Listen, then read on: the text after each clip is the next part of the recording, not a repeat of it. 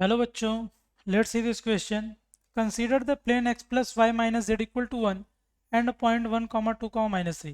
A line L has the equation x is equals to 1 plus 3r, y is equals to 2 minus r and z is equals to 3 plus r.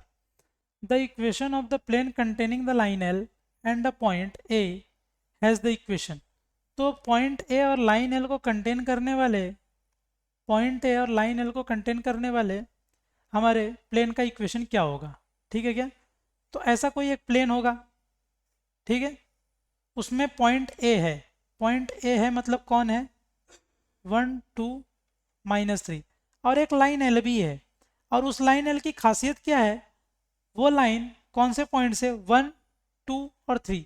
तो वो point 1 2 3 से पास कर रही है और एक vector के पैरेलल है. वो वेक्टर कौन सा है? वो वेक्टर है 3 -1 4, यानी 3i कैप माइनस जे कैप प्लस 4k कैप. तो ये वेक्टर भी क्या है? इसी प्लेन में है. ठीक है, तो इस तरीके से हमारे पास चीज़ें दे रखी हैं. अब हमें क्या करना है? इस प्लेन का इक्वेशन निकालना है. इस 1 2 3 को मैं पॉइंट बी बोल देता हूँ. अब ए बी वेक्टर लिख सकते हैं क्या? ए बी वेक्टर तो प्लेन में ही होगा. तो ए बी वेक्टर क्या आएगा? 1 -1 0, 2 -2 0 और 3 - 3 यानी 6. तो ए बी वेक्टर क्या आ गया? 6k cap. और ए बी वेक्टर प्लेन में है. इसको क्या बोलता हूँ? सम. इसको सम पी वेक्टर बोल देते हैं. P vector. A B vector plane में है, पी वेक्टर भी प्लेन में है. तो प्लेन के अलोंग नॉर्मल कैसा आएगा? Let n vector be normal to the plane. Normal to the plane. Therefore n vector दिखेगा कैसा? वो कैसा दिखेगा? ए बी वेक्टर का क्रॉस विथ पी वेक्टर. क्योंकि ए बी वेक्टर और पी वेक्टर दोनों इसी प्लेन में है, तो उनका नॉर्मल क्या होगा? इसके क्रॉस के अलोंग. तो ए बी वेक्टर क्या आ जाएगा मेरा? इसका क्रॉस क्या आएगा? आई कैप, जे कैप, के कैप. और मेरा ए बी वेक्टर क्या है? That is 0 0 6. And P vector क्या है मेरे पास? 3 -1 4. ठीक है क्या? तो ये आ जाएगा आई कैप इंटू 0 + 6 माइनस जे कैप इंटू ये गया तो 4 यानी 0 -18 और प्लस के कैप इंटू वो आ जाएगा 0. तो ये आ जाएगा 6i cap plus 18j cap. तो ये हो गया नॉर्मल वेक्टर.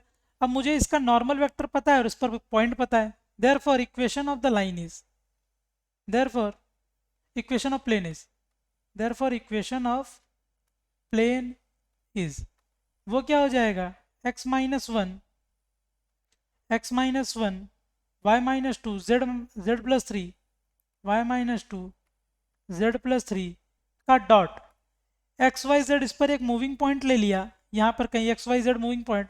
तो ये वाला वेक्टर लिख लिया. ये वेक्टर और नॉर्मल वेक्टर का डॉट क्या होगा? 0. तो x-1 y-2 z+3 का डॉट विथ इसका dot with 6i cap plus 3j cap plus 3j cap sorry 18j cap. This is 18j cap. That is 18j cap and 0k cap.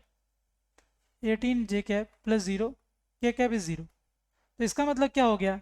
6x-1 plus 18y-2 is 0. तो यह आ गया x-1 plus 3y-2 is 0. तो यहाँ से मिल गया x plus 3y और ये -6 - 1. तो ये हो गया -7 equal to 0. This implies x plus 3y equal to 7.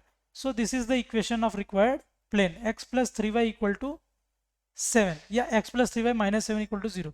So correct option is our 2. I hope you understood it well. Best of luck.